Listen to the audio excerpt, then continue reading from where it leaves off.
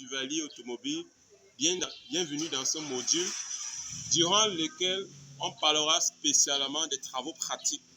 Ici, il s'agit d'aller de fond en comble dans le bref du sujet, mais dans la base pratique. On va éventuellement voir comment ressortir le circuit d'alimentation des ventilateurs de refroidissement, mais également combiné avec le système de climatisation du véhicule.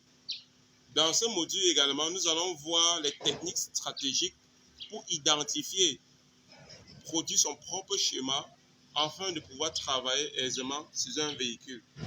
Nous avons déjà identifié quelques éléments et nous avons ressorti un bref schéma. Ici, c'est le module. Ici, c'est le module du moteur.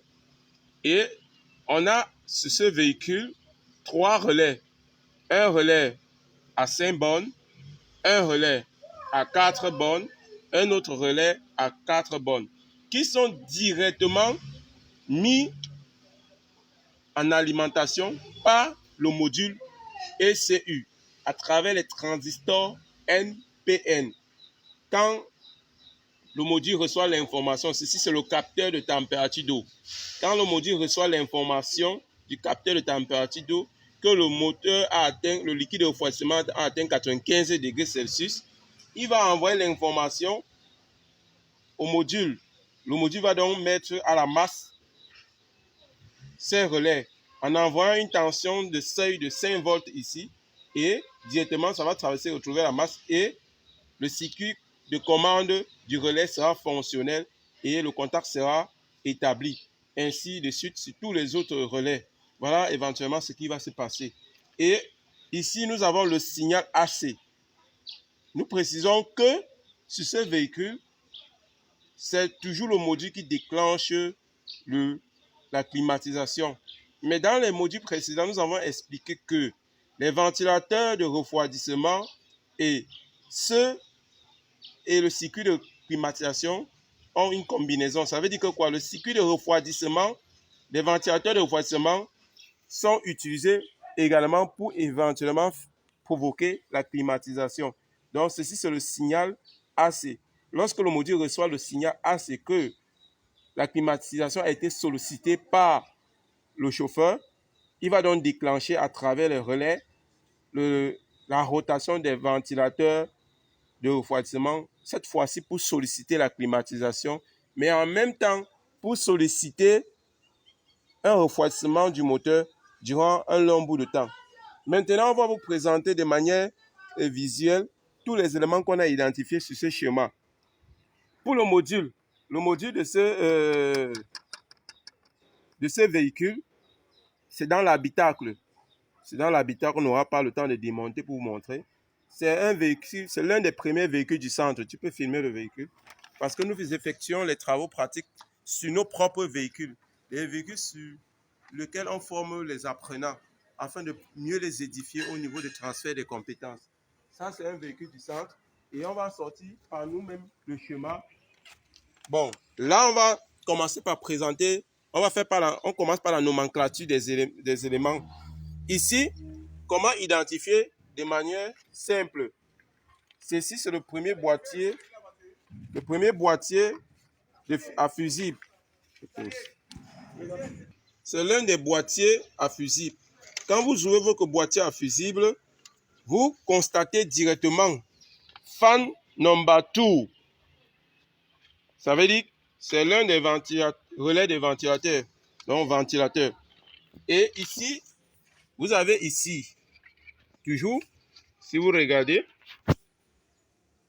vous allez voir fan number 3.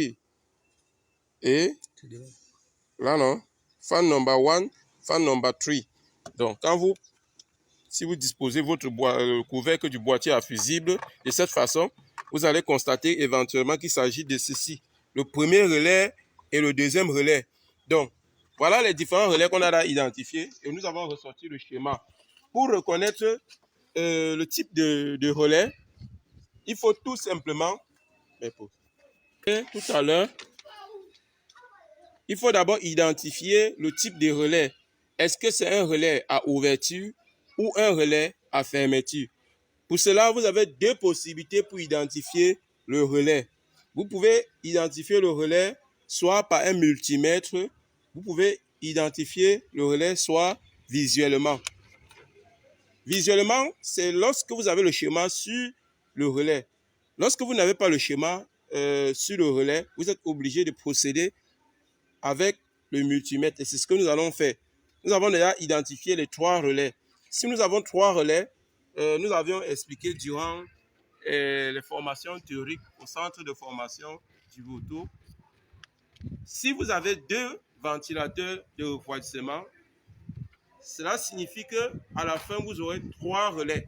Parce qu'il y a toujours un relais pour alimenter le premier ventilateur, un deuxième relais pour alimenter le deuxième ventilateur, un troisième relais pour jouer ce qu'on appelle le bypass, c'est-à-dire transformer les deux ventilateurs pour la climatisation. C'est-à-dire qu'au moment où on sollicite, le chauffeur décide d'enclencher ou de déclencher la climatisation, les deux ventilateurs seront donc sollicités pour effectuer la climatisation.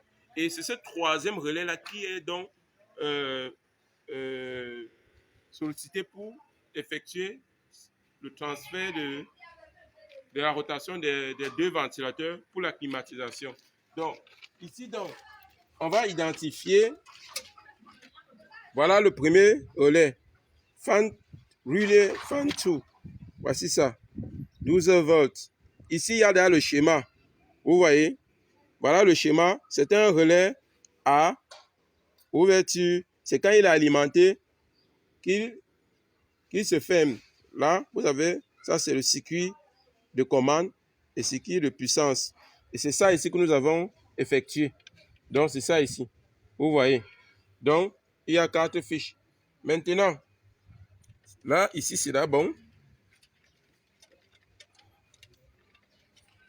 Par contre, ce relais, il n'a pas de schéma. Qu'est-ce qu'il faut faire? Il faut identifier si c'est un relais à fermeture ou c'est un relais à ouverture. Pour cela, vous aurez besoin d'un multimètre. Vous mettez votre multimètre à la continuité. Puis, vous identifiez les bornes. Les bornes les plus importantes sont celles de la puissance. Là, il n'y a pas une continuité.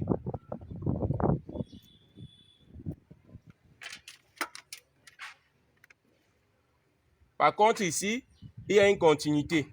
Ça veut dire que les deux bornes-ci représentent les circuits de commande du relais, tandis que les deux autres bornes-ci représentent les circuits de puissance du relais. Donc, c'est un relais à ouverture.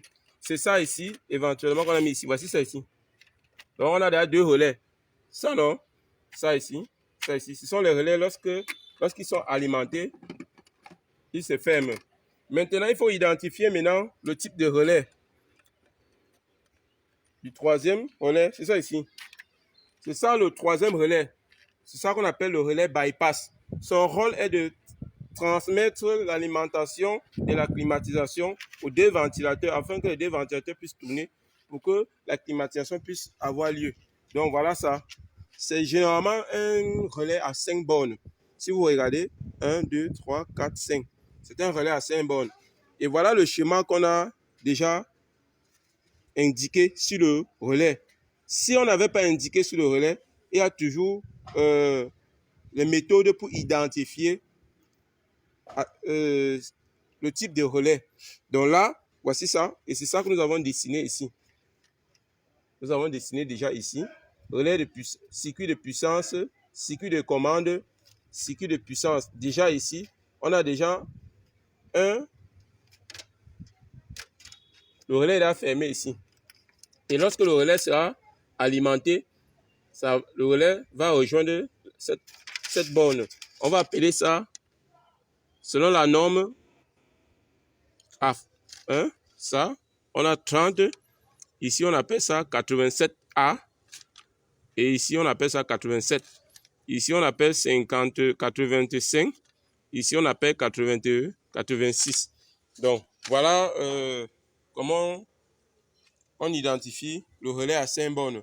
Donc, on a donné le rôle de ce relais. C'est un relais de bypass. Son rôle est de pouvoir mettre en rotation les deux ventilateurs au moment où on sollicite la climatisation. Sinon, avec deux relais, c'est largement suffisant pour alimenter les deux ventilateurs. Sauf qu'au moment de solliciter la climatisation, on ne pourra pas parce qu'on a uniquement deux relais. Donc, le troisième relais, ça va permettre d'établir la rotation des deux ventilateurs pour éventuellement... Là, maintenant, ici, on va donc continuer. Alors, voici déjà notre schéma. La question est celle de savoir comment on doit procéder pour câbler notre schéma. La première chose, c'est d'identifier le plus avant contact et le plus après contact. Voilà les éléments primordiaux qu'il faut d'abord identifier. Donc, ça veut dire que quoi? Chaque relais ou chaque boîtier à fusible possède ce qu'on appelle un circuit de puissance, un plus après contact et un plus avant contact. Ici,